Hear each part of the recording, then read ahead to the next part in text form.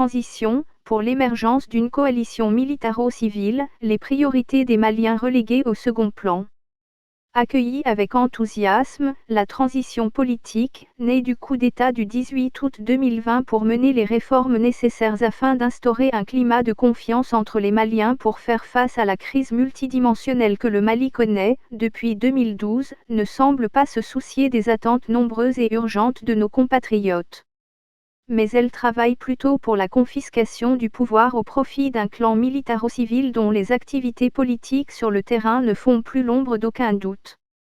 Au lieu de s'attaquer à la racine du mal pour trouver des solutions idoines aux nombreux défis qui assaillent notre pays, depuis 2012, les autorités de la transition, installées par la trahison, le mensonge et la violation des textes, n'offrent plus de perspective aux Maliens, décidés à tourner la page noire de la gestion désastreuse des démocrates prédateurs qui se sont rendus coupables de toutes sortes de pratiques mafieuses pour s'enrichir sur le dos du peuple malien.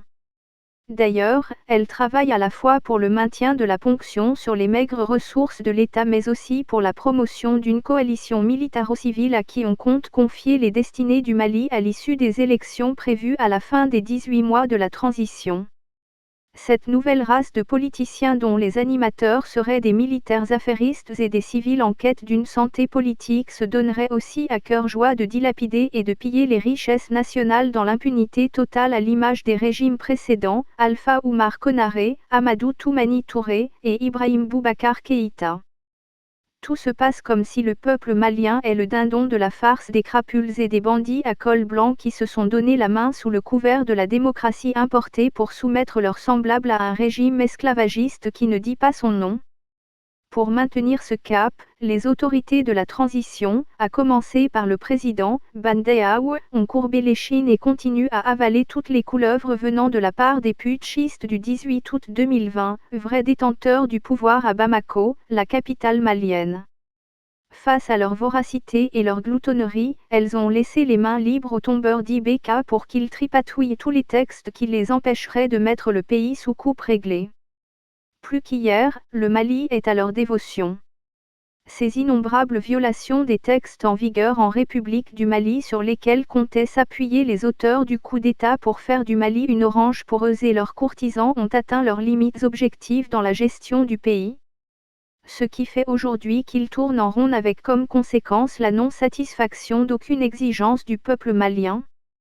Malheureusement, malgré cet état de fait, ils ne se rendent pas compte que leur mode de gestion a lamentablement échoué.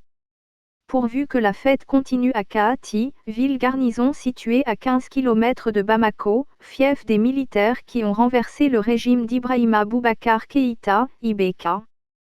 Et face aux cris de détresse des Maliennes et des Maliens pour faire sortir notre pays de cette situation chaotique, les hommes forts du Comité national pour le salut du peuple, CNSP, continuent de faire comme si de rien n'était.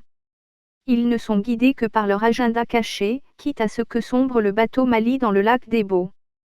Par leur gestion, les priorités nationales sont reléguées au second plan au profit de la préservation des intérêts sordides d'un groupe d'affairistes qui ne se soucie guère de la volonté populaire à faire du Mali un pays émergent et envié de par le monde.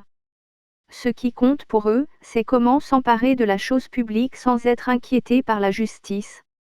Aujourd'hui plus qu'avant, le Mali a besoin de tous ses enfants surtout en cette période d'incertitude pour l'édification d'une nation prospère offrant les mêmes chances à tous ses fils. Ce pays émergent de rêve ne saurait voir le jour et être une réalité sans les concertations nationales dignes de ce nom autour des réformes politiques, institutionnelles et électorales. Or il se trouve que les militaires ont déjà mis sous les boisseaux l'organisation des dites concertations nationales pour un travail scissionniste. On assiste, malheureusement chaque jour que Dieu fait, à des rencontres cavalières initiées par un département sur un pan des réformes qui devaient être menées par l'ensemble des Maliens. Il nous revient que des actions humanitaires sont menées au nom de l'homme le plus puissant de la transition. Il faut ajouter à cela une pré-campagne au nom de ce dernier, conduite par un néophyte en politique qui a bâti sa notoriété sur la vulgarité et les insultes. Aussi, faut-il souligner des accords de réconciliation sont signés entre deux groupes rivaux sans l'implication des Maliens et sans aucun travail digne de ce nom en amont. ce qui nous amène à dire que les réformes sont en train d'être organisées en excluant le reste du peuple malien. Il est à rappeler aux hommes du pouvoir que ces réformes en catimini sont appelées à mourir tant qu'elles n'ont pas l'accompagnement du reste du peuple malien. En aucune manière, la volonté populaire ne saurait être noyée par l'émergence d'acteurs nouveaux pour laquelle travaillent les autorités de la transition aux dépens des intérêts fondamentaux du peuple malien. 5 mois après, elles doivent revenir à la raison en invitant tout le peuple malien autour d'une table pour discuter de nos problèmes, situer les responsabilités et sanctionner ceux qui sont à l'origine de l'humiliation de notre pays afin que d'autres traîtres maliens ne se donnent plus à ce travail de déshonneur. Vouloir aller à l'encontre de cela, conduirait le Mali à des lendemains incertains qui pourraient sérieusement menacer sa survie. Il nous faut à l'heure actuelle, un débat franc, sans démagogie sur l'avenir du pays si nous voulons compter parmi les nations émergentes de demain. Source, Inter de Bamako.